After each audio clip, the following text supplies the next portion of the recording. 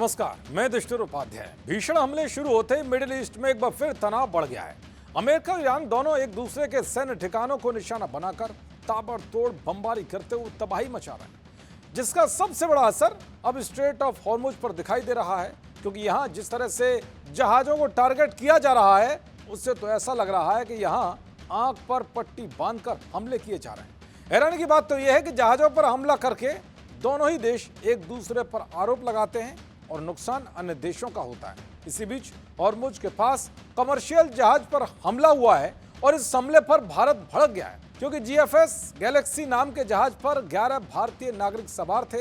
अमेरिकी सेना ने इस हमले के लिए ईरान को जिम्मेदार ठहराया और जोरदार पलटवार करते हुए ईरान के 80 से ज्यादा ठिकानों को निशाना बनाया है और स्थिति भयानक बन गई है। तुम्हें हॉर्मुज में जहाज पर हमले करके ईरान बुरा फंस गया है और अब उसे अपनी गलती पर पछतावा भी हो रहा है। ईरान ने ट्रंप के सलाहकारों के साथ हुई गुप्त बातचीत में स्वीकार किया है कि हॉर्मुज स्ट्रेट में कारोबारी जहाजों पर हमला गलती थी और अब वो बातचीत का रास्ता जारी रखना चाहता है। चलिए अब आपको बताता हूं कि भारत की ओर से जहाज पर हुए हमले को लेकर क्या कुछ कहा गया है। दरअसल हमले की निंदा करते हुए भारत ने बड़ा बयान जारी किया है।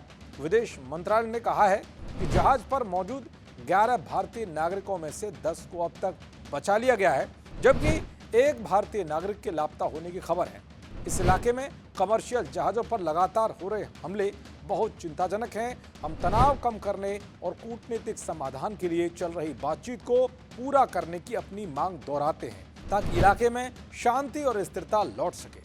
इलाके में कमर्शियल जहाजों और आम लोगों के लिए जरूरी बुनियादी ढांचों को निशाना बनाना बंद होना चाहिए और अंतर्राष्ट्रीय कानूनों के मुताबिक इलाके के अंतर्राष्ट्रीय जलमार्गों से जहाजों की आवाजाही और व्यापार बिना किसी रुकावट के जल्द से जल्द बहाल होना चाहिए।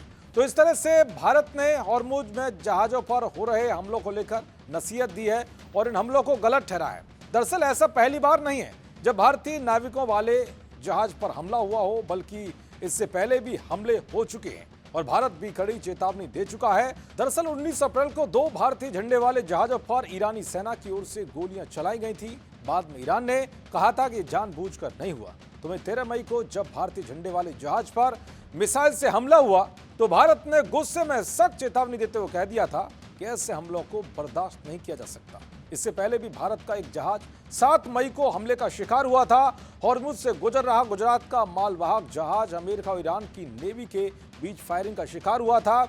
इस हादसे में एक भारतीय चालक दल सदस्य की मौत हो गई थी, जबकि 17 अन्य लोगों को समय रहते हुए सुरक्षित बचा लिया था। खैर, ईरान को यह समझना होगा कि वो लगातार जहाजों को निशाना बनाकर बहुत बड़ी गलती कर रहा है, क्योंकि ऐसा रहा तो भारत जैसे देश भी फिर पलटवार करेंगे तो ये जंग किस मोड़ पर पहुंच जाएगी, इसका शायद ही किसी को अंदाजा होगा। देखते रहिए जी न्यूज़। नमस्कार।